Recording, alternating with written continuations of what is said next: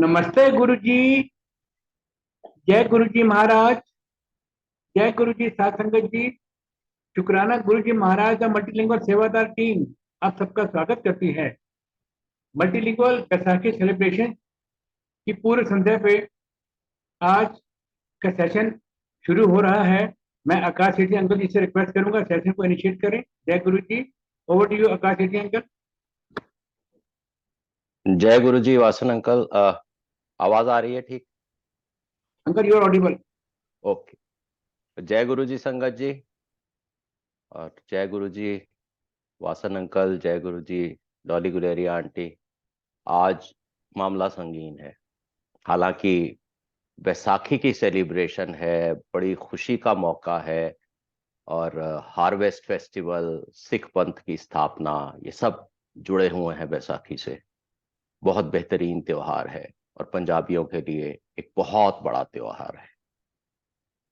लेकिन मेरे को पशुपेश क्यों है, मुझे संगीनी क्यों नजर आती है कि गुरु जी के बारे में जानना शुरू किया, गुरु जी के दर्शन किए, तो जिसके गाए हुए मधुर भजनों से कुछ कुछ सीखना शुरू किया, आज उससे बात करनी पड़ेगी।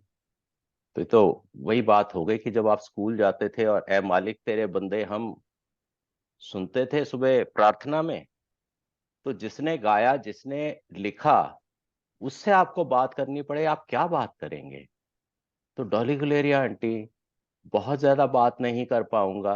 हालांकि बहुत बोलने की आदत है, लेकिन आपकी शख्सियत के सामने, आपकी पर्सनैलिटी के सामने, और जो आपने हमें दिया उस समय के जो भजन हैं, उनमें जो बात है, उनमें जैसी बात है, जैसे जज्बात है। हालांकि ये मेरे बूढ़े होने का भी प्रमाण है कि वो आज वाले नए भजनों में बात नहीं है, क्योंकि आपके गाए भजन सुनते ही पता चल जाता है कि ये किसी और के बारे में नहीं है, ये हमारे गुरु जी के बारे में है। आजकल तो एक ऐसा ट्रेंड है कि वो आप किसी भी महापुरुष पे, किसी भी गुरु पे, किसी भी संत पे फिट कर लीजिए, वो चल जाएंगे। तो उस इनिशिएशन के लिए, उस स्टार्टिंग के लिए, उस ज्ञान के लिए, और वो एहसास दिलाने के लिए उता दुर्दरगाहों आया, आपका ही कहा हुआ है। उस ज्ञान को देने के लिए आपका बहुत बहुत धन्यवाद, और आपका बहुत बहुत स्वागत है, इस्तकबाल है। Welcome to today's Baisakhi celebration. और आपके दर्शन करके भी हम उतने ही कृतार्थ हो रहे हैं जितने कभी किसी टाइम पे ए मालिक तेरे बंदे हम गाने वाली लता दीदी के दर्शन करके हुए थे। और आप शुरू करें, और बीच बीच में मैं सवाल फिर भी पूछूंगा, हिम्मत करके, कोशिश करके। आवाज बहुत कम आ रही है भैया। हाँ जी।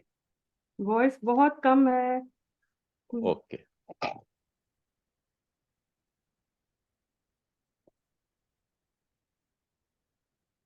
अभी ठीक है जी? थोड़ी बेटर है। मुझे पूरी बात सुनाई नहीं दी, पर जय गुरु जी।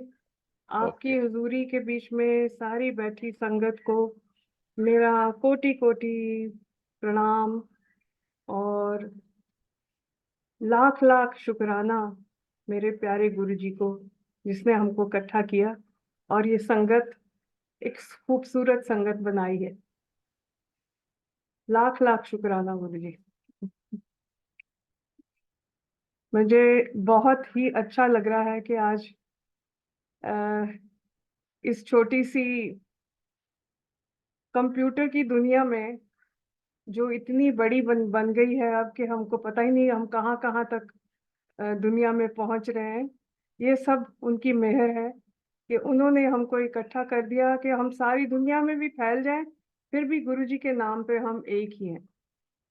और ये सारी संगत बहुत बहुत प्यारी संगत है। सदा ऐसे ही बने रहिए, सदा ऐसे ही गुरु जी का नाम गुरु जी का नाम ऊंचा करते रहे हम, कि हम हमारी जिंदगी में कोई ऐसा शख्स आया जो रब का रूप था। हमने तो दर्शन किए हैं उनके, तो ऐसा ही लगता कि वो कोई भगवान का रूप हमारे पास आए थे और सबका कल्याण करने के लिए। तो बैसाखी की सारी संगत को लख लख शुभकामनाएं। और मैं अपने आप को खुशकिस्मत समझती हूँ कि मेरा जन्मदिन बैसाखी वाले दिन हुआ। तो गुरुजी को इस बात का बहुत चाव होता था कि जो बैसाखी का त्योहार हमने मनाना है वो डॉली आंटी आपने ही शुरू करना है। ओ तू ही गाएंगी डॉली आंटी, तू ही गाएंगी बैसाखी। तो मैं बैसाखी के एक फंक्शन में 33 सेक्टर चंडीगढ़ के बीच में हमने एक बहुत बड़ा समागम किया, जिसमें हमें उम्मीद नहीं थी कि ये 1997 की बात कर रही हूँ कि इतनी बड़ी संगत हो जाएगी, क्योंकि पंडाल जो हमने बनाया था वो कोई 1000 एक संगत के लिए था। पर वो संगत बढ़ के इतनी फैल गई दूर दूर तक। वहां पे एक पार्क था, वहां पे भी चले गए और संगत बढ़ती ही गई। शाम तक वहां पे ऐसे मेला लग गया कि जैसे कि कोई पता नहीं क्या, कोई फेयर हो रहा है, कोई फेस्टिवल हो रहा है। जो कोई सुन रहा था बैसाखी की बात, तो बैसाखी मनाने सारे हमारे पास ही आ गए। और कीर्तन जो था मैंने शुरू किया और मुझे पता ही नहीं लगा कि मैं कितने 2 घंटे गाती रही। और गुरुजी मुझे कहें गाई जा, तू गाई जा डॉली आंटी, तू गाई जा। बस मुझे हमेशा यही कहते थे कि तू गाई जा। कोई बात नहीं करनी, कोई मैंने नहीं करनी, कोई गुरुजी ने नहीं करना, बस मुझे इतना इशारा दे देना, हाथ से ऐसे कह देना, तू गाई जा, तू गाई जा। और मेरे को सारी सारी जिंदगी यही उनकी आवाज मेरे कानों में पड़ती रही कि तू गाई जा। मैं बीमार हो जाऊं, कोई परेशानी हो जाए कि मुझसे गाया ना जाए, तो मैं सिर्फ हाथ जोड़ के गुरुजी को यही बोलूं कि गुरुजी आपका हुक्म था, तुम गाई जा। ते मैं ते बस गाई ही जा रही हूँ, ਤੁਹਾਡੀ ਤੁਹਾਡੀ ਮਿਹਰ ਦੇ ਨਾਲ गाई जा रही हूँ। मेरे को इस ये बताने में कोई बिल्कुल भी झिझक नहीं है कि इस बैसाखी पे 13 तारीख की रात का मेरा जन्म है, तो मैं 75 ईयर्स की हो जाऊंगी। तो ये 75 साल मेरी जिंदगी के, मैं बोलती हूँ कि ये गुरुजी की मेहर के साथ मेरी इतनी खुशनुमा जिंदगी उन्होंने बनाई है कि मुझे कोई दुनिया का कोई फिक्र नहीं। मेरे बाल बच्चों का सहारा मेरे आप गुरुजी हैं। कल्याण तो तभी होता है जो गुरुजी के कहने की बात को समझे। गुरुजी हमेशा यही कहते थे, कर्म करो और अपने हाथ की कमाई खाओ और लोगों का भला करो, ह्यूमैनिटी के साथ डील करो। ये फिरका परस्ती, वड्डा छोटा, काला गोरा, ਇਹ ਸਭ ਭੁੱਲ ਜਾਓ, ਇਹ ਸਾਰੀਆਂ ਗੱਲਾਂ ਭੁੱਲ ਜਾओ, ਅਸੀਂ ਸਾਰੇ ਇੱਕ ਹਾਂ। सो यही मैंने अपने पापा, अपने दादाजी, अपने डैड से सीखा था कि सबसे पहले इंसानियत है, और यही गुरुजी ने सिखाया कि ਅਸੀਂ सारे एक ही। सो उनका उनका उद्देश्य यही था कि सारे एक होके रहें। हम लोग इकट्ठे बैठ के लंगर करते थे, हमको नहीं पता होता था कि हम किसके साथ आज बैठ के लंगर खाएंगे। और उस लंगर में जो शक्ति है वो आप सबको पता है कि गुरुजी हर एक को यही कहते थे, अपने मुंह से यही कहते थे कि लंगर खा के जाना, चाह प्रसाद जरूर लेके जाना। सो उसके बीच में कोई ताकत थी कि वो ताकत खाने की ताकत नहीं थी, वो यूनिटी की ताकत थी कि हम इकट्ठे बैठे। सो गुरुजी की संगत का उद्देश्य यही था। कोई लेना देना नहीं था, हम किसी को जानते नहीं थे। हमको ये भी नहीं पता होता था कि ये बंदा जो हमारे साथ बैठा हुआ है, संगत में एक और भगत है, ये कौन है, ये क्या काम करते हैं, ये कहाँ से आए हैं, कुछ पता नहीं होता। बट हम सारे इकट्ठे बैठ के हंस रहे होते थे गुरुजी की बातों पे। गुरुजी का छोटा छोटा मजाक जो होता था वो सारे मिल के एंजॉय करते थे। और गुरुजी के हुक्म से हमने इकट्ठे जाना, जहाँ गुरुजी ने कहना चलो आज सारे पिंड चलिए। तो गुरुजी का पिंड डुगरी, सारे के सारे पूरा का पूरा संगत, कोई 40-50 गाड़ियां होती थी। ये 97 के बीच में संगत इतनी बड़ी नहीं थी पंचकुला में, तो वो शुरुआत के दिन थे, तो 40-50 गाड़ियां फिर भी हो जाती थी। पर जहाँ ही गुरुजी का हुक्म होता था, सारे अपनी अपनी गाड़ी के बीच में गुरुजी लीड करते थे और हम सब पीछे कॉन्वॉय बना के गुरुजी के साथ जहां गुरुजी हुक्म करते थे हम वहां चल पड़ते थे। कभी पटियाला चले जाना, कभी लुधियाना चले जाना, कभी गोविंदगढ़ चले जाना, कभी डुगरी चले जाना। डुगरी तो गुरुजी की मदर ने हमको अपने हाथ से सरसों का साग और मक्की की रोटी खिलाई, जो कभी भी नहीं भूल सकता, कभी भी नहीं, कभी भी नहीं भूल सकता। वो प्यार मोहब्बत जो गुरुजी ने दिया हम सबको, वो बयान करना बहुत बहुत मुश्किल है। मैं थोड़ी इमोशनल भी हो जाती हूँ उनको याद करके। तो ये एक धारणा बन गई है कि कोई कोई पीर फकीर हमारी जिंदगी में आता है तो वो कुछ ना कुछ लेके, कुछ ना कुछ चढ़ावा दे के उनकी संगत में जाके उनके दर्शन करने होते हैं, और कुछ रिचुअल्स वहां के निभाने होते हैं। हमारे गुरुजी का ऐसा कुछ नहीं था।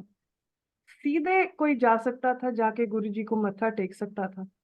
अगर गुरुजी के मन में ये फीलिंग आ गई, ये भाव उनको लग गया कि ये बंदा ठीक नहीं है, या उसमें कोई ऐसा ऐब है जो गुरुजी को वहां बैठी संगत में उनको पसंद नहीं आ रहा, वो अपने मुंह से कह देते थे, अंकल जी तुसी बाहर जाके बैठ जाओ। इससे ये पता लग जाता था कि कोई कमी रह गई है उनके बीच में।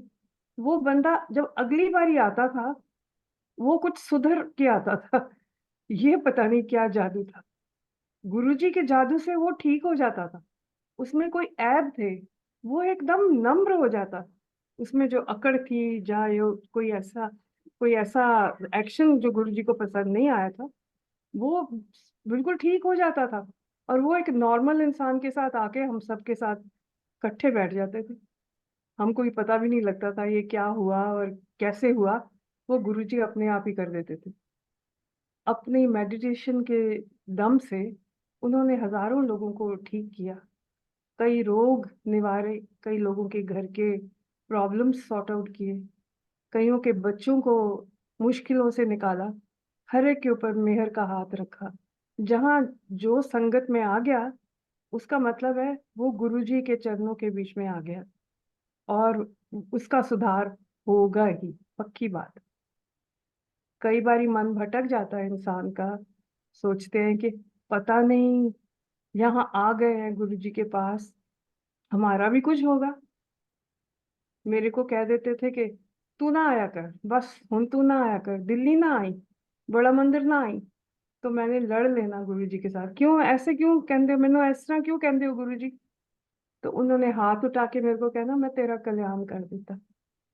अब इसके आगे तुम कुछ बोल ही नहीं सकते। जब गुरुजी ने ऐसे कह दिया तो आगे क्या बोल सकते हैं। मन के बीच में मेरे एक मन के बीच में ना एक गांठ बन जाती थी कि मैं गुरुजी का दर्शन करना चाहती हूँ, मैं उनको मिलना चाहती हूँ। पर उन्होंने मुझे कहा कि तू ना आई। बस मैं याद करती थी तो मुझे ऐसे ही लगता था कि गुरुजी तो मेरे पास ही हैं। और एक जमाना, नई संगत को जब मैं ऐसी बातें कुछ करती हूँ तो थोड़े हैरान हो जाते हैं। मुझे बाद में टेलीफोन आते हैं कि ये सच में आप कह रहे हो कि गुरुजी की कोई बात झूठ नहीं हो सकती। और मेरे मन से झूठ बिल्कुल नहीं निकल सकता है, क्योंकि मैंने उनके दर्शन किए हुए हैं। एक दिन दोपहर को मुझे फोन आ गया, एक फोन आया, तब लैंडलाइन होती थी। तो लैंडलाइन से फोन आया, मैंने फोन उठाया तो मैंने कहा हेलो। तो कहते हैं डॉली आंटी की कर रही हैं। मेरे टांगों में से जान निकल गई कि गुरुजी फोन पे बोल रहे। हाँ जी गुरुजी दसो, मैनू मैनू किने याद किया गुरुजी दसो। मैं परेशान सी हो गई, कहने कुछ कर रही है। मैं कह नहीं गुरुजी कुछ नहीं कर रही। तो फिर आजा। मैंने ना आओ देखा ना बाओ देखा। कर्नल साहब को मैंने कहा कि पापा, कर्नल साहब को बच्चे जैसे पापा कहते थे, मैं भी उनको पापा ही कहती। मैंने कहा पापा मैं जा रही हूँ, गुरुजी ने मुझे बुलाया। मैंने गाड़ी पकड़ी, सीधा गुरुजी के मंदिर। वहां गई तो गुरुजी मेरी वेट करके अपने मेडिटेशन के लिए चले गए थे। मैं थोड़ी देर बाहर हॉल में वेट कर रही थी तो मुझे वहां एक आंटी ने कहा कि तेरी इंतजार करके अंदर गए हैं, कोई बात नहीं अभी आ जाएंगे, तू परेशान मत हो, तू बैठ जा। अब मेरे से बैठा ही ना जाए। मैं अनईजी हो गई कि गुरुजी को मैंने वेट कराया, बहुत बुरी बात की है। पर 5 ही मिनट के बीच में गुरुजी अंदर से आ गए और कहने लगे, मैं तेनू कुछ दिखाना सी, ऐस करके बुलाया सी। तो मैंने कहा पता नहीं क्या दिखाएंगे। तो एक बड़ा सा हॉल था, वहां पे जनरल आहूजा का घर था ये, पंचकुला में। हॉल के बीच में 2 पिलर्स लगे हुए थे। वो पिलर के पीछे एक लेडी बैठी हुई थी जो जिनकी पीठ थी मेरी तरफ। तो उन्होंने जाके वो लेडी के पास खड़े हो गए, तो उसको बोला कि उठो, देखो कौन आया है। वो टर्न की तो वो मेरे बचपन की चाइल्डहुड फ्रेंड थी, उत्तरा जैन, जिसको मैं 29 ईयर्स के बाद मिली थी। स्कूल में हम इकट्ठे पढ़े थे, और वो उसके बाद शादी हो गई, मैं पंचकुला आ गई, वो दिल्ली रह गई। हम कभी मिले नहीं थे, और कभी फोन का कोई कांटेक्ट ही नहीं होता था उस जमाने में। इतने बिजी हो गए शादियां शुदियां करके बाल बच्चों में। तो हम दोनों ने एक दूसरे को गले लग के और रोई हम दोनों। तो गुरुजी सब कुछ देखते रहे, आराम से खड़े होके हमारा रोना देखते रहे, और बाद में धीरे से मुझे कहते हैं, देखा, मैं विछड़े आनू मिला देना। Can you imagine? कोई जिसको कभी तुमने ख्वाब में भी नहीं सोचा कि मैं उसको कभी मिल पाऊंगी, गुरुजी ने मिला दिया। और अचनचेत, नॉट नोइंग कि बाय कैसे भी मैं कभी उसको मिल सकती हूँ, मेरे ख्याल भी नहीं आया, क्योंकि मैं अपने ही कामों में मसरूफ हो गई थी। ऐसे ऐसे अजीब कारनामे करके दिखा देते थे, तो तुम्हें यकीन हो जाता है कि ये कोई आम शख्सियत नहीं है। ये कोई हमारे कोई रूह का साथ हमारे लिए आया है, जो हमारी रूह को, हमारी आत्मा को ठंडक पहुंचाने के लिए आया है। वो खुशी का कोई अंत ही नहीं था। हम दोनों ने एक दूसरे को हक किया और गुरुजी को प्रणाम किया, तो बोला कि अब दोनों जने लंगर खा के जाना। और दोपहर का टाइम था, लंगर अभी सर्व नहीं हुआ था। हमने लंगर इकट्ठे खाया और प्रॉमिस किया कि हम अब रहती जिंदगी में कभी नहीं बिछड़ेंगे, तो गुरुजी ने हमको मिलाया। तो ऐसी ऐसी बातें गुरुजी के साथ शेयर हुई हुई हैं। तो मेरा जी करता है कि जो नई संगत जितनी बनी है, वो अपने मन में एक विश्वास हमेशा रखे, एक ऐसा सच्चा विश्वास। कभी ये मत सोचना कि मेरा कुछ नहीं किया, उसका किया है, किसी और का किया है। गुरु जी का कहने का मतलब सिर्फ यही होता था हर एक से, अच्छे कर्म करो, अपने आप बख्शिश होती है। और जो जो अच्छे कर्म करके जिंदगी व्यतीत करता है, उसको अपने आप ब्लेसिंग्स मिलती हैं। ये तो एक जन्म से एक सयाने इंसान की सोबत में कोई भी रहे, तो वो अपने पेरेंट्स, अपने बुजुर्ग हमेशा आपको यही ताकीद करते हैं कि अच्छे काम करो, झूठ मत बोलो, चोरी मत करो, बी ऑनेस्ट, ये सारी चीजें हमको स्कूल में, कॉलेज में, टीचर से, माँ बाप से सिखाई ही जाती हैं। पर हम फॉलो नहीं करते। हम फॉलो वो करते हैं जो हमारा मन करता है, और वो मन कई कई बार भटक जाता है। अपने मन को भटकाना नहीं, कभी नहीं भटकाना। जब संगत में आ जाते हैं, गुरु जी की संगत में आ जाते हैं, तो वहां पे अभी आप देखो, आप पंचकुला के बीच में, रेड बिशप के बीच में एक बहुत बड़ा समागम तकरीबन हर पूर्णमासी को तो होता ही है। हर फंक्शन पे, शिवरात्रि पे, बैसाखी पे और दिवाली पे, हर एक त्योहार के ऊपर बड़ा फंक्शन होता है। और धीरे धीरे धीरे संगत जो है, हजारों से लेके अब लाखों तक चली गई। दुनिया के बीच में हम लोग फैल गए हैं। अगर मैं अमेरिका गई तो वहां मुझे संगत का दर्शन करने को मिला। फिर मुझे वेबिनार पे, कोरोना कोरोना टाइम्स के बीच में, सारी दुनिया के बीच में वेबिनार करने का मौका मिला। तो कहाँ कहाँ हम लोग फैले हुए हैं। तो ये जो सारे फैले हुए हैं हम, ये सब गुरु जी की मेहर है।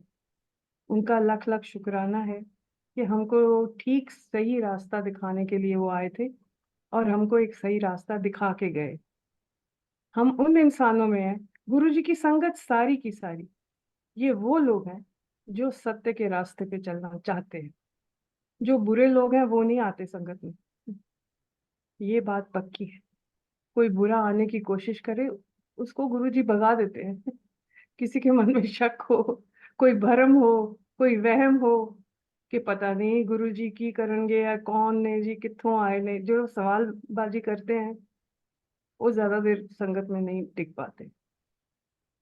सो ये जो संगति है सारी, ये सच्चाई की संगत है। तो हम लोग खुशनुमा लोग हैं, हम लोग खुशकिस्मत लोग हैं जिनको गुरुजी की संगत मिली है। तो गुरुजी का लख लख शुक्राना कि हमको इकट्ठे बैठने का मौका मिलता है। आपकी अनुमति के साथ तालियां आंटी, पहला गीत आपका प्ले कर सकते हैं, मेरे गुरु जी और कोई ना। हाँ बिल्कुल बिल्कुल, मेरे गुरुजी आपकी और अनुमति है? कोई। चलिए, हाँ जय जी, गुरु जी। हाँ जी। सेवादार जी प्लीज चलाइए इस।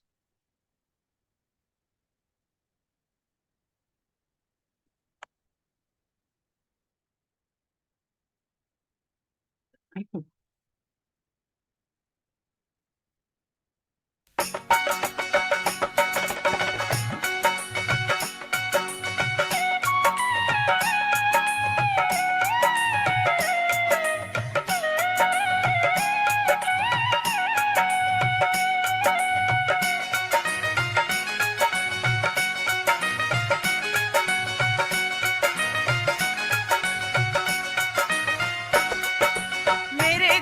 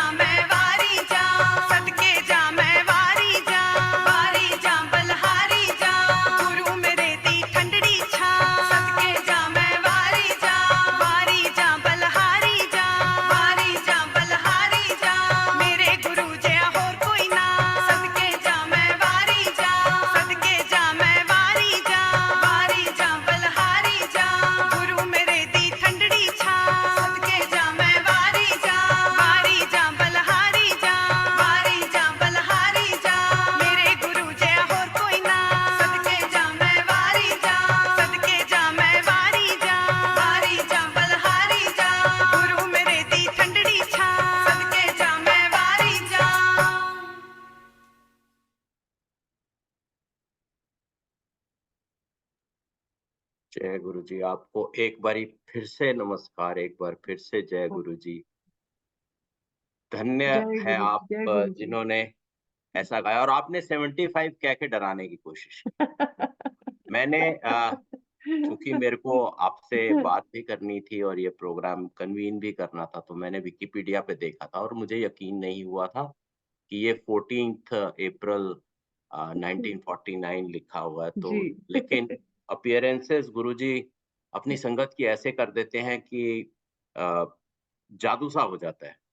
तो उसपे मैंने भी कुछ कहने की कोशिश की है कि गर बेवजह भी तुम हुँ, खुश नज़र आते हो। गर हुँ। बेवजह भी तुम खुश नज़र आते हो, कड़वे बोल सुनकर मुस्कुराहट दे जाते हो। तकलीफ झेल के खुदा का शुक्र मनाते हो, मौका बेमौका तुम गैरों के काम आते हो। हाँ, और ये बहुत खास अच्छे। आपकी है, उम्र दराज हो पर मासूम नज़र आते हो। उम्र हुँ, दराज हो लेकिन बेहद मासूम नज़र आते हो, किसी की ज़रूर मेहर है तुम पर। बच्चों के संग बच्चों से अब भी हो जाते हो, किसी की ज़रूर मेहर है तुम पर, और अच्छे मुरीद की तरह तुम ये राज़ छुपाते हो। गुरुजी बहुत ने कहा था अच्छे, वन टू बहुत वन अच्छे, कनेक्शन, और बहुत अच्छे। उसे सीक्रेट रखना है। तो वो हुँ। आपने रखा हुआ है, और आप सिर्फ 75 बोलते हैं, ये नहीं बोलते कि वो जादू है क्या, कि जिसने 75 में 25 की फीलिंग दे रखी है।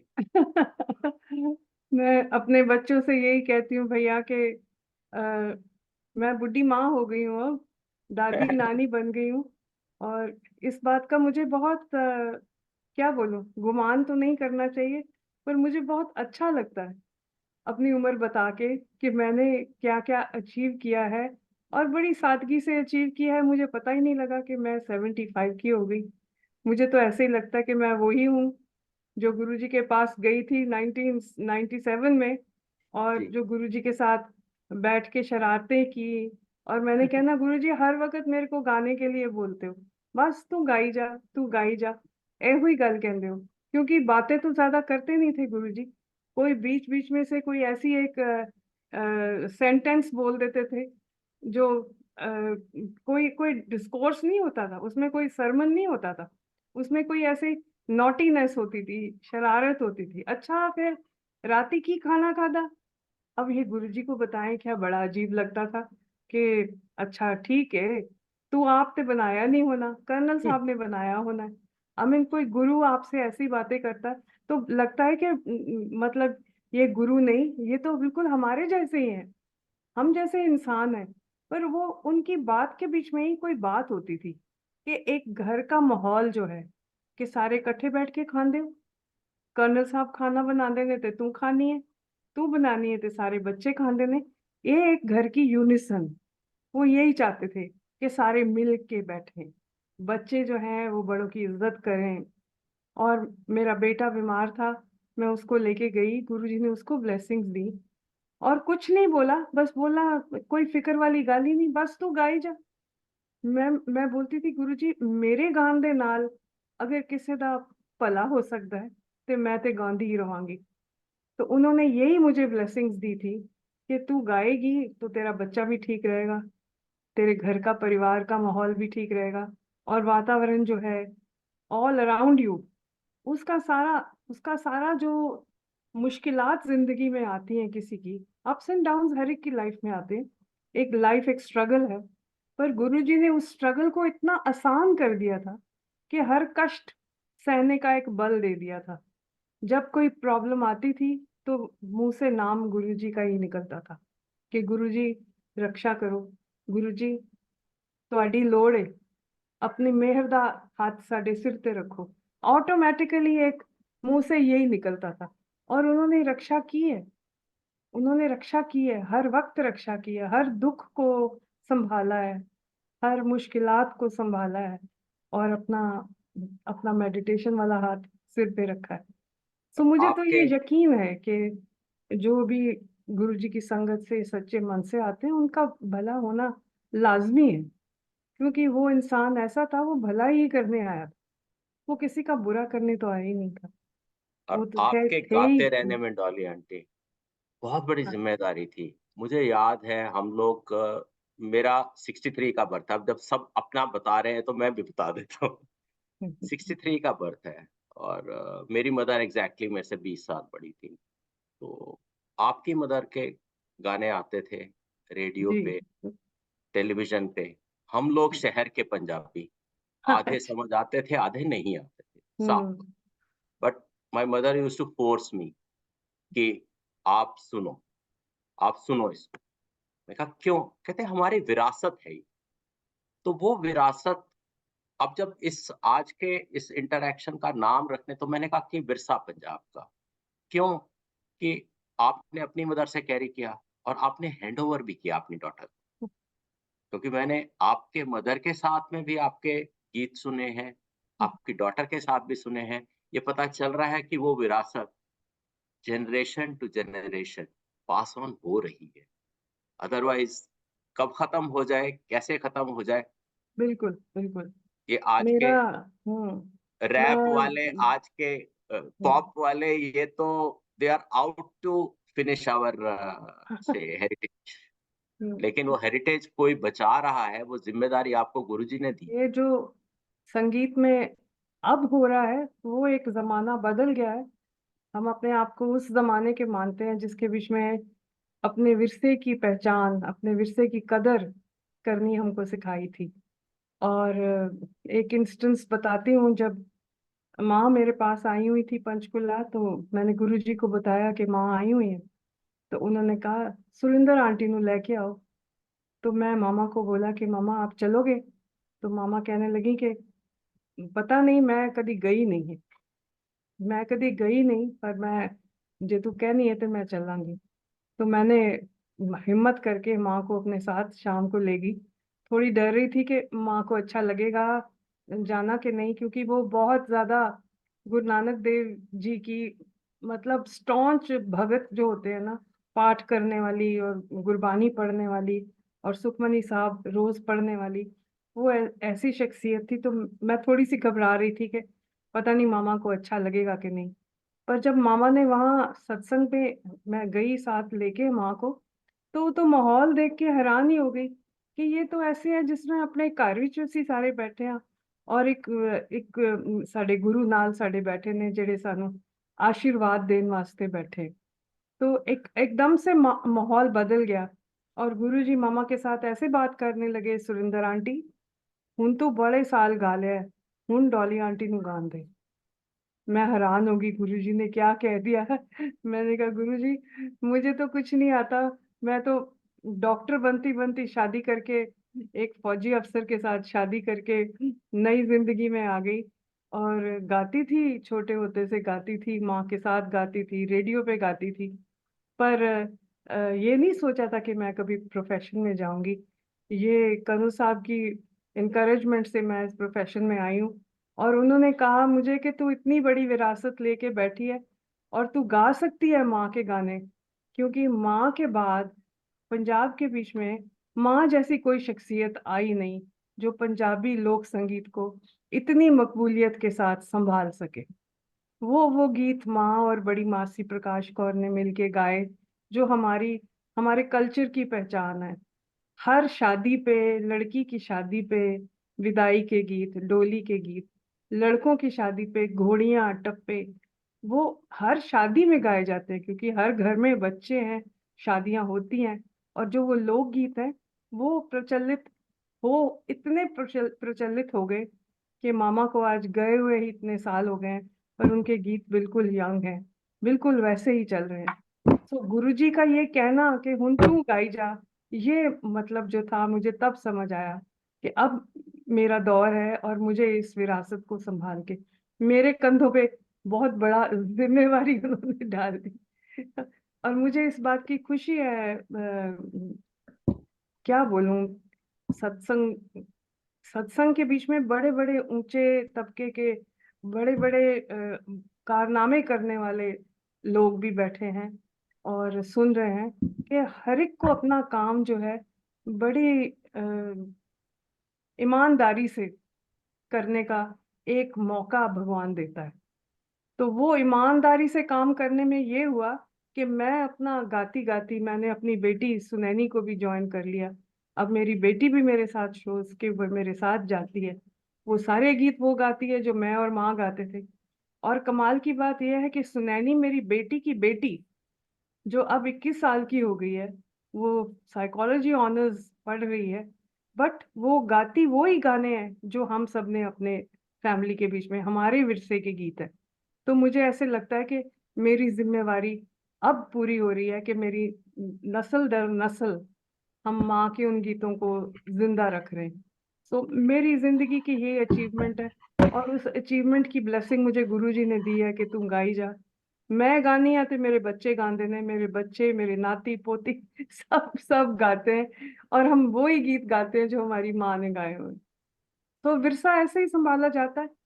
अगर भटक जाओ तो मुझे कोई प्रॉब्लम नहीं है नए मॉडर्न स्टाइल के गाने गाने, वो तो बिल्कुल कुछ है ही नहीं, उसमें संगीत तो है ही नहीं। हमने तो गुरुओं से सीख के विद्या हासिल की, क्लासिकल म्यूजिक सीखा, तो इस फील्ड में आए। मेरे गुरुजी थे खां साहब अब्दुल रहमान, तो मेरे पटियाला घराना के उस्ताद थे। उनसे मैंने 8 साल बाकायदा क्लासिकल म्यूजिक सीखा, फिर मैं इस फील्ड में आई। नहीं तो इस फील्ड में आना कोई मजाक नहीं है, कोई हर एक कोई नहीं गा सकता। वो जो एक स्पेशलिटी करनी होती है अपनी, किसी काम को स्पेशलाइज करना होता है, उसके लिए तालीम लेनी बहुत जरूरी है। वो लगन, वो मेहनत और वो तालीम।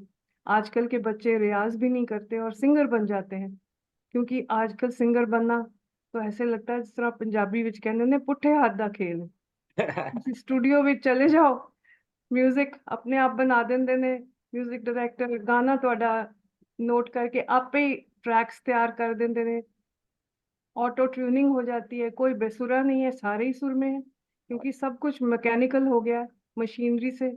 और जब उन लोगों को लाइव गाने के लिए बोलो तो वो गा नहीं पाते, क्योंकि तालीम नहीं ली होती। सो ये गलत है। वो बड़ा शॉर्ट लिव्ड होता है, थोड़ी देर के लिए आपको शोहरत मिल जाती है, पर वो शोहरत बड़ी शॉर्ट लिव्ड होती है। एक गाना कोई आता है नया, वो हफ्ता 10 दिन, महीना 2 महीने चलता है, पर वो सदियों दर सदियों तो नहीं चल सकता। मैं हैरान होती हूँ कि माँ के 1950 के गाने गाए हुए आज तक चल रहे हैं। मामा ते तियां दी दोस्ती मैंने जहां जहां गाया है, दुनिया में कहीं कहीं गाया है, वहां लोगों की माओ की आंखों में आंसू। और मैंने आदमियों को तब के रोते देखा है। वो गानों के ऐसा इमोशनल इफेक्ट होता है, क्योंकि उन गानों के बीच में हमारा जज्बा है, हमारा कल्चर छुपा होता है। सो संगीत तो एक तपस्या है। आप तपस्या मानती हैं, हम भी उसे तपस्या मानते हैं। अब हर एक पे वो आशीर्वाद नहीं होता। अब मैं अपने आप को अच्छा खासा बेसुरा आदमी समझता हूँ, तो सुरेश वासन अंकल कुछ कहना चाह रहे हैं। सुरेश वासन अंकल, आप कहिए, और उसके बाद फिर आंटी से अनुमति लेके हम पक्की घुंघरुआ वाली सुनेंगे इनका गीत। जरूर जरूर। जय गुरु जी। जय गुलेरी आंटी। हाँ जी। आंटी मैं ਇਹ ਦੱਸਣਾ ਚਾਹੁੰਦਾ ਹੈਗਾ ਕਿ ਮੈਂ ਬੜਾ ਸੁਭਾਗਿਆਸ਼ਾਲੀ ਹੈਗਾ ਕਿ 1967 ਵਿੱਚ ਮੈਂ ਤੁਹਾਡੀ ਮੰਮੀ ਨੂੰ ਤੇ ਤੁਹਾਡੀ ਮਾਸੀ ਜੀ ਨੂੰ ਰੂਬਰੂ ਖੁਦ ਦੇਖਦਾ ਹੁੰਦਾ ਸੀਗਾ, ਜਦੋਂ ਆਕਾਸ਼ਵਾਣੀ ਪਹੁੰਚ ਜਾਂਦੇ ਹੁੰਦੇ ਸੀ ਰਿਕਾਰਡਿੰਗ ਲਈ। ਅਸੀਂ ਰੂਪਨਗਰ ਰਹਿੰਦੇ ਹੁੰਦੇ ਸੀ ਤੇ ਤੁਸੀਂ ਵੀ ਰੂਪਨਗਰ ਰਹਿੰਦੇ ਹੁੰਦੇ ਸੀਗੇ 1967 ਵਿੱਚ। ਤੇ ਮੈਂ ਡੇਲੀ ਦੇਖਦਾ ਹੁੰਦਾ ਸੀਗਾ ਮਾਸੀ ਜੀ ਨੂੰ ਤੇ ਤੁਹਾਡੀ ਮੰਮੀ ਹੋਰਾਂ ਨੂੰ, ਤੇ ਬੜਾ ਹੀ ਅੱਛਾ ਲੱਗਦਾ ਸੀਗਾ ਕਿ ਜਿਵੇਂ ਹੁੰਦਾ ਨਾ ਕਿ ਬਸ ਫਰਿਸ਼ਤੇ ਆ ਰਹੇ ਨੇ, ਦੇਖ ਰਹੇ ਆ, ਬਸ ਉਹਨਾਂ ਨੇ ਬੱਸ ਸਟੈਂਡ ਤੱਕ ਜਾਂਦੇ ਸੀਗੇ तो बस देख देख के फिर वापस आ जाते थे, बड़े खुश होते थे। Thank you. Over to you Sethi uncle. Dolly aunty, हाँ अनुमति जी। है अगला गीत चलाने के लिए? हाँ पक्की जी। घुंघरुआ वाली। मेरे को सुनाई नहीं दिया भैया।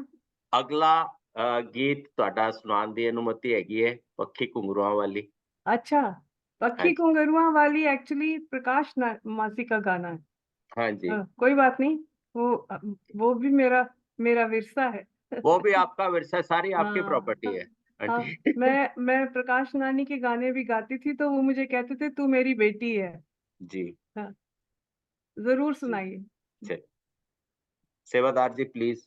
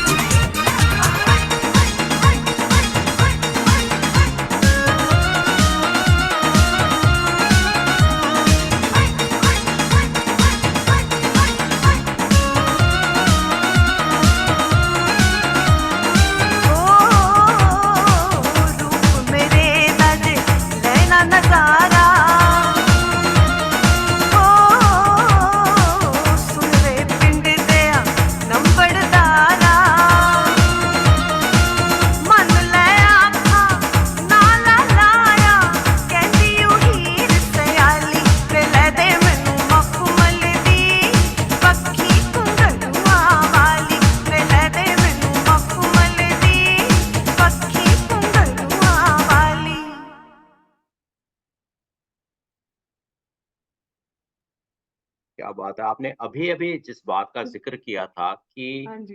फास्ट म्यूजिक पे, फास्ट बीट पे गाना तो बेहद आसान है, और आपने इमीडिएटली जो अगला गाना आया उसमें आपने उसको साबित भी कर दिया कि भाई धीमे वाले पे और सुरों का ध्यान रख के गाने वाले में थोड़ी कठिनाई फिर भी हो सकती है, थोड़ी जी मुश्किल हो सकती है ये।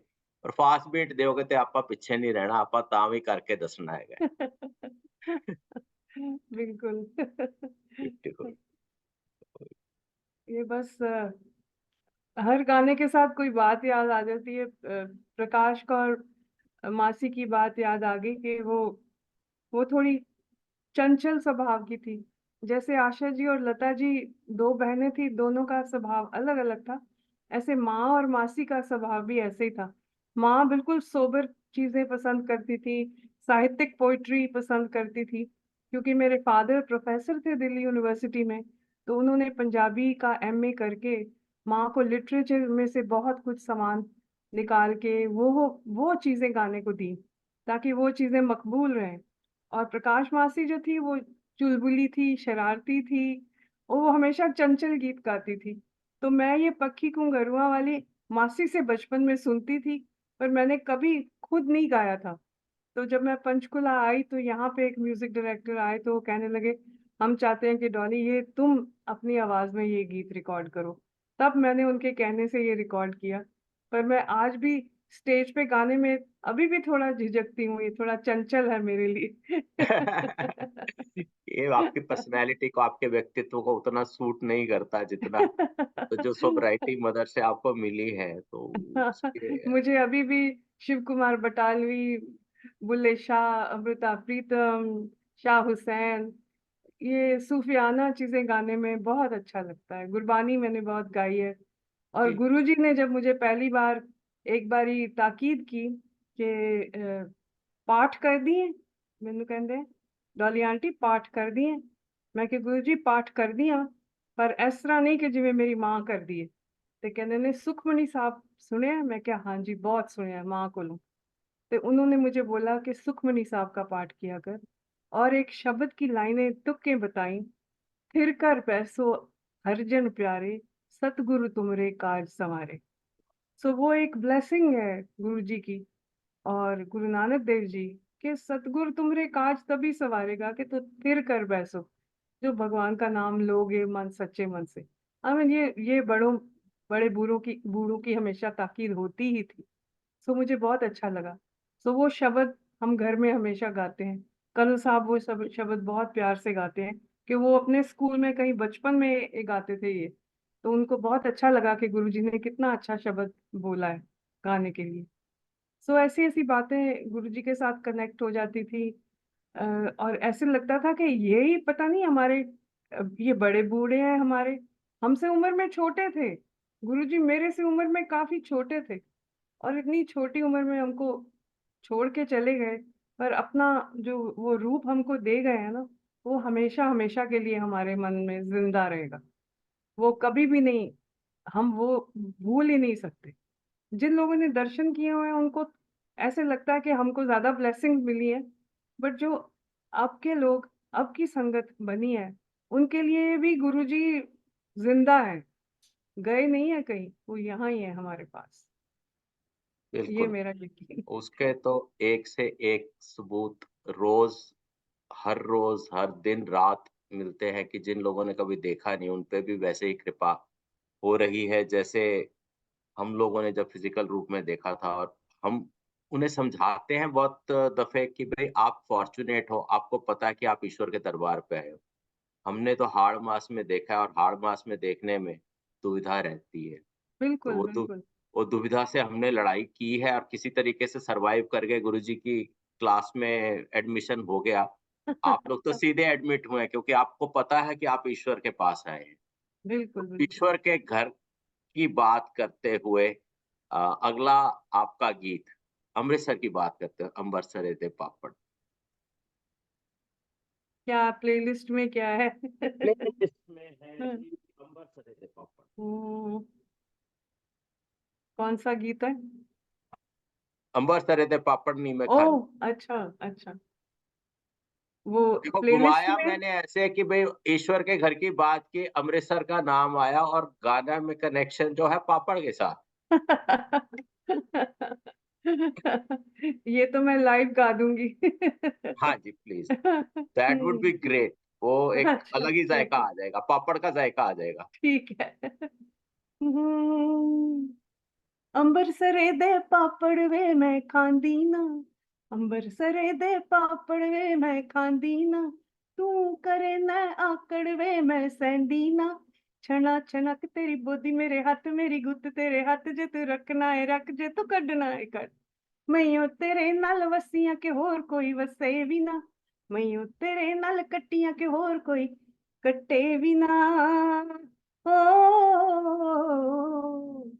ਅੰਬਰਸਰੇ ਦੀਆਂ ਵੜੀਆਂ, ਅੰਬਰਸਰੇ ਦੀਆਂ ਵੜੀਆਂ ਵੇ ਮੈਂ ਖਾਂਦੀ ਨਾ, ਤੂੰ ਕਰੇ ਨਾ ਅੜੀਆਂ ਵੇ ਮੈਂ ਸਹਿੰਦੀ ਨਾ, ਤੂੰ ਕਰੇ ਨਾ ਅੜੀਆਂ ਵੇ ਮੈਂ ਸਹਿੰਦੀ ਨਾ, ਛਣਾ ਛਣਕ ਤੇਰੀ ਬੋਦੀ ਮੇਰੇ ਹੱਥ ਮੇਰੀ ਗੁੱਤ ਤੇਰੇ ਹੱਥ, ਜੇ ਤੂੰ ਰੱਖਣਾ ਏ ਰੱਖ, ਜੇ ਤੂੰ ਕੱਢਣਾ ਏ ਕੱਢ, ਮਈਓ ਤੇਰੇ ਨਾਲ ਵਸੀਆਂ ਕਿ ਹੋਰ ਕੋਈ ਵਸੇ ਵੀ ਨਾ, ਮਈਓ ਤੇਰੇ ਨਾਲ ਕੱਟੀਆਂ ਕਿ ਹੋਰ ਕੋਈ ਕੱਟੇ ਵੀ ਨਾ।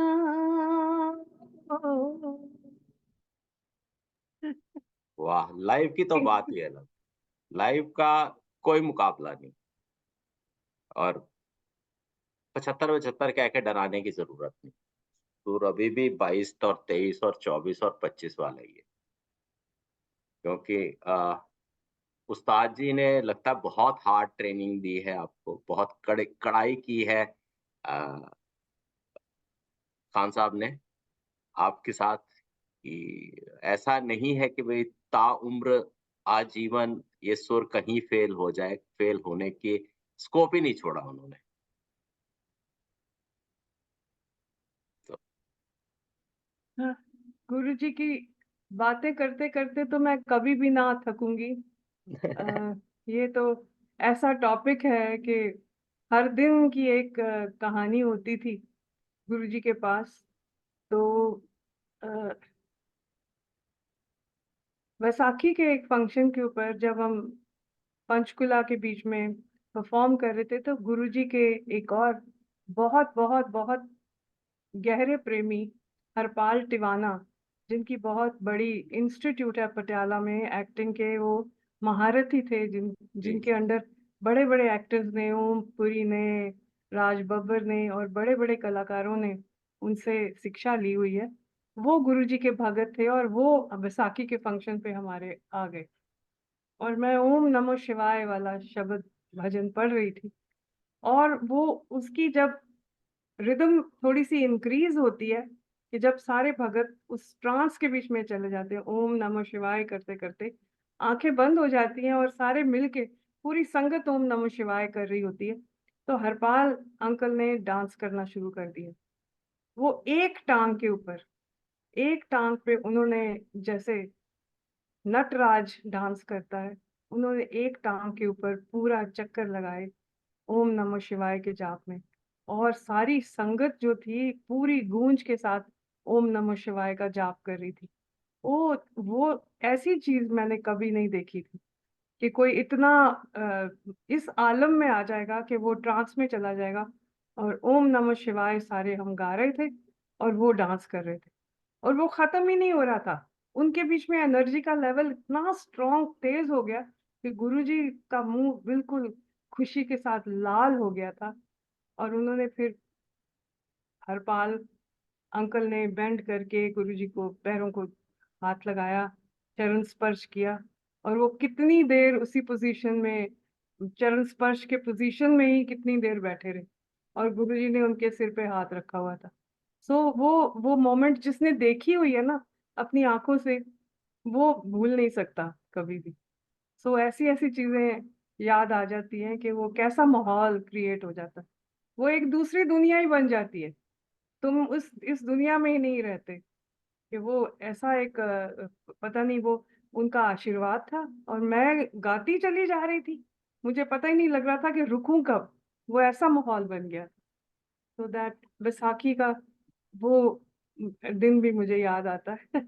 और फिर गुरुजी ने अनाउंस करना कि आज डॉली आंटी का जन्मदिन, और तो मेरे लिए तो वो बहुत भाग्यशाली दिन होता था। बैसाखी पे हमेशा मैं गुरुजी को बहुत बहुत मिस करती हूँ। हमेशा आप ही मिस करती हूँ आप बहुत बहुत बहुत ब्लेस्ड हैं। It is beyond words. ये शब्दों से बहुत आगे की बात है। हाँ जी, शब्द इसको डिस्क्राइब ही नहीं कर सकते, शब्द इस बिल्कुल, तक बिल्कुल। पहुंच ही नहीं सकते। और वैसे ही जो गुरुजी के साथ संबंध है, वो शब्दों का मोहताज नहीं है। शब्द तो लिमिट कर देते हैं हर चीज को। मैं सारी संगत को फिर प्रणाम करती हूँ और यही दुआ करती हूँ कि आप सबकी गुरुजी के वास्ते वो ही भक्ति का एहसास हो जो मुझे था। मैं अपने आप को समझती हूँ मैं गुरुजी की भगत हूँ और बहुत बहुत सारे लोगों ने बहुत बहुत काम किया है, गुरुजी के मंदिर पर जाके सेवा की है। और मैं उठ के जब सेवा करने के लिए कोई काम करने लगती थी तो मुझे करने ही नहीं देते थे, तू गाई जा, बस ये कह के मुझे बिठा देते थे। मुझे कभी लंगर परोसने के लिए या चाय प्रसाद देने के लिए उठने ही नहीं देते थे, तब बस तू गाई जा। तो मेरे को काफी बिगाड़ा उन्होंने और मैं बिगड़ी हुई आज तक गाई जा रही हूँ। तो आपका एक आप और सबको गीत। बहुत बहुत प्यार, मेरा बहुत प्यार, और गुरुजी को लख लख शुक्राना कि उन्होंने हमको ये ऐसा ऐसा प्यार दिया और कल्याण किया हमारा। तो आपका एक और गीत सुनते हैं। दिल, अच्छा। दिल के बारे में, निक्का जेहा। अब ये अच्छा निक्का जेहा अच्छा। दिल ही हो सकता है, और क्या ये हो? मेरा ये मेरा पहला सोलो सॉन्ग था, ओके। 1980s की बात। जी। हाँ।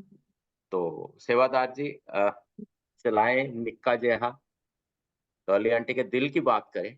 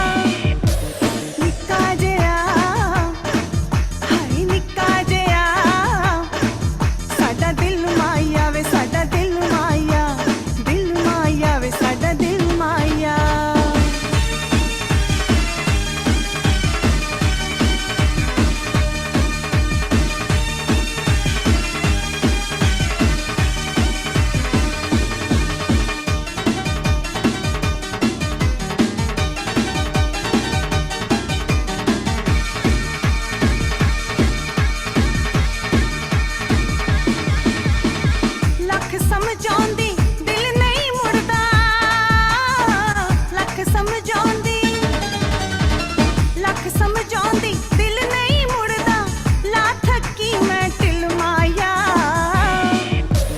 ਨਿੱਕਾ ਜਿਹਾ ਹਾਏ ਨਿੱਕਾ ਜਿਹਾ ਸਾਡਾ ਦਿਲ ਮਾਇਆ ਵੇ ਸਾਡਾ ਦਿਲ ਮਾਇਆ ਵੇ ਸਾਡਾ ਦਿਲ ਮਾਇਆ ਨਿੱਕਾ ਜਿਹਾ ਹਾਏ ਨਿੱਕਾ ਜਿਹਾ ਹੋਏ ਨਿੱਕਾ ਜਿਹਾ ਸਾਡਾ ਦਿਲ ਮਾਇਆ ਵੇ ਸਾਡਾ ਦਿਲ ਮਾਇਆ ਵੇ ਸਾਡਾ ਦਿਲ ਮਾਇਆ ਸਾਨੂੰ ਇੱਕ ਵਾਰੀ ਆ ਕੇ ਮਿਲ ਮਾਇਆ ਨਿੱਕਾ ਜਿਹਾ ਹਾਏ ਨਿੱਕਾ ਜਿਹਾ ਸਾਡਾ ਦਿਲ ਮਾਇਆ ਵੇ ਸਾਡਾ ਦਿਲ ਮਾਇਆ ਵੇ ਸਾਡਾ ਦਿਲ ਮਾਇਆ ਵੇ ਸਾਡਾ ਦਿਲ ਮਾਇਆ ਵੇ ਸਾਡਾ ਦਿਲ ਮਾਇਆ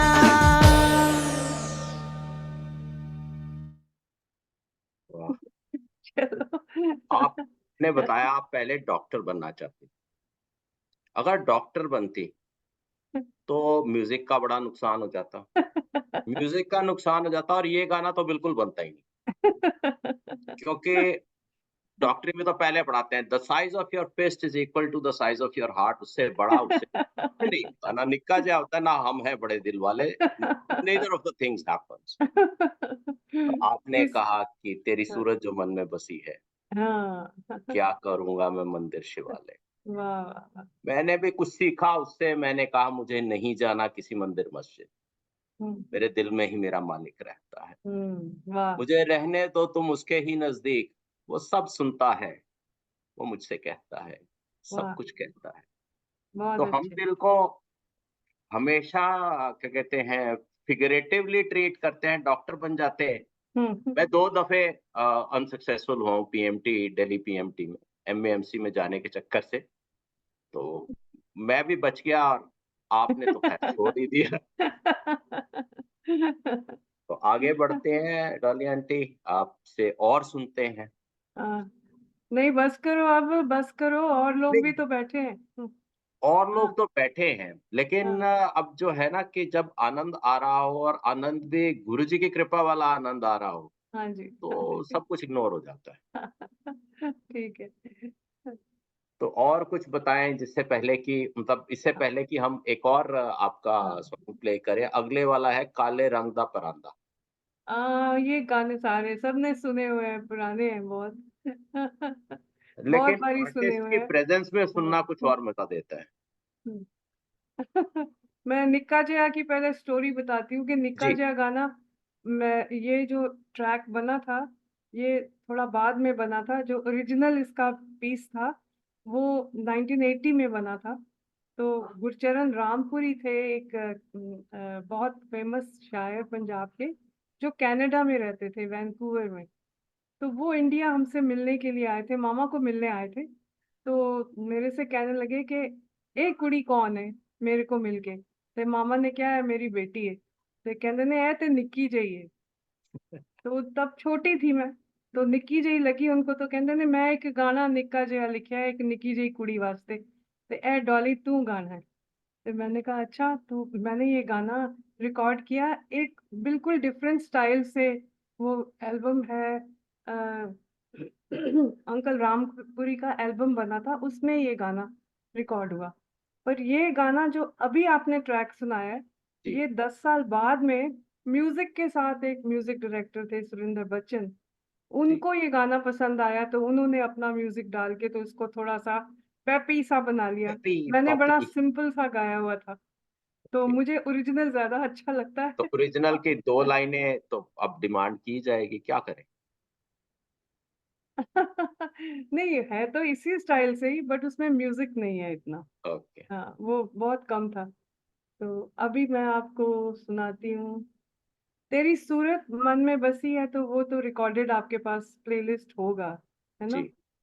तो मैंने 2 बोल लिखे थे सूफियाना अंग में, तेरे रंग विच रह के जीना है असा जामे इबादत पीना है। वाह। मेरा एल्बम था इबादता, उसमें मैंने ये खुद लिखा था। सूफी एल्बम बनाया था तो उसमें मेरा मन किया कि मैं कुछ लिखूं। जी। तो उसकी 4 लाइनें सुनाती हूँ, उसके बाद मैं आपसे विदा चाहूंगी।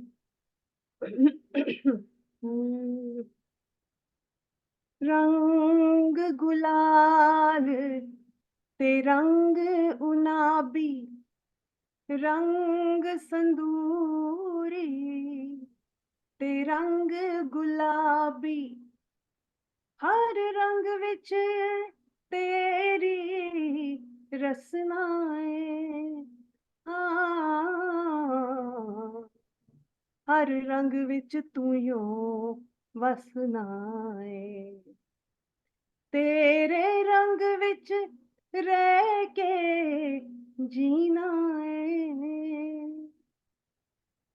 तेरे रंग विच रह के जीना है, असा जामे इबादत पीना है, असा जामे इबादत पीना है। ओ रंग विच तेरे नाम दी दीवानी मैं दीवानी होई, दीवानी मैं दीवानी होई, तेरे वर्गा और न कोई, नाम तेरा ले ले के हरदम, नाम तेरा ले ले के हरदम, हुण मैं मरना जीना है, असा जामे इबादत पीना है, असा जामे इबादत पीना है, रंग विच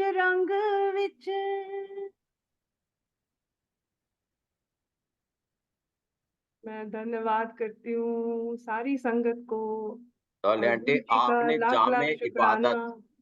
जामे इबादत ऐसा प्यारा लिखा है, उससे भी प्यारा गाया है, मतलब थैंक यू। ये सुनने मेरा से ही एल्बम सुरूर आ रहा है। इबादता एल्बम का ये टॉप सॉन्ग है। मैं हम्म, चाहूंगी कि ये आप जरूर प्लेलिस्ट में कभी बजाएं, कि ये बिल्कुल सिर्फ जरूर, गुरु जी के नाम का है, ये तेरे रंग विच रह के जीना। क्योंकि जैसा आपने लिखा है जी। और इतने कम तजुर्बे के साथ, क्योंकि आपका सॉन्ग राइटर का क्रेडिट है विकिपीडिया, लेकिन इतने लेवल का जो है वो गुरुजी ही लिखवा सकते। तो मैं भी कभी लिखता हूँ तो मैं कहता हूँ आप ही लिखवा दो, मेरे बस का तो है नहीं। तो लिखने वाला क्या लिखे, वो ही लिखवा देते हैं, वो ही लिखवाते हैं, तो ये उन्होंने लिखने वाला लिखा है। क्या लिखे, कहने वाला क्या करे बखान, हम्म। गाने वाला क्या सुर गाए, साजिंदा कौन सी बजाए तान। जब गुरुजी खुद ही बख्शे लफ्ज, एहसास, मौसीकी और अरमान, वाह तभी कोई गुणीजन कर पावे गुरुजी आपका सच्चा गुणगान, वाह वाह आपका सच्चा वाह, गुणगान। ये तो सब आपने उनका आज प्रताप। निहाल कर दिया डॉली आंटी। Thank you. आपसे जो मुलाकात है, आपके जो एक्सपीरियंस है सुने, और संगीत तो खैर बेहतरीन, लाजवाब, बेमिसाल है ही सही। तो आपका बहुत बहुत धन्यवाद, और सबसे ज्यादा धन्यवाद गुरुजी का, जिन्होंने आप जैसी संगत को इतनी प्रेरणा लाख दी कि लाख हमारी शुक्राना, विरासत को बचा के रखे, हमारी लाख विरासत लाख को आगे पास शुक्राना, ऑन करे। ये सब उनकी मेहर का सदका है। और वासन अंकल, आप जय प्लीज। गुरु जी, जय जय गुरु गुरु जी। जी। डॉली आंटी, बहुत ही अच्छा लगा, स्पेशली जो आपने अभी दो दो तीन भजन जो गाए हैं, बिना किसी सुर, बिना किसी साज के, बिना इंस्ट्रूमेंट्स के। अभी भी बिल्कुल मैं आकाश अंकल जी को एंडोर्स करूंगा उनका पॉइंट ऑफ व्यू कि अभी भी you are not satisfied, you are still, you have still cross 25। ये ये बहुत ही आप सुरीली लोगों आवाज का है, प्यार है और गुरु जी की मेहर है, ये सब बहुत ही उनकी सुरीली मेहर। आवाज। बस माँ सरस्वती आपके वाणी में वास करते रहे और गुरु जी का आशीर्वाद हम सब पर बना रहे। इसी के साथ ही गुरु संगत की तरफ से बहुत बहुत धन्यवाद। मैं साथ संगत जी को ये बताना चाहता हूँ, ये सेशन अभी हम रिकॉर्डिंग बंद कर देंगे। अभी नेक्स्ट सेशन से बिना आंटी जी का है, वो आकाश अंकल कन्वीन करेंगे। जय गुरु जी, शुक्राना गुरु जी। जय गुरु जी, डॉली आंटी, बहुत बहुत धन्यवाद। सब संगत का बहुत बहुत धन्यवाद।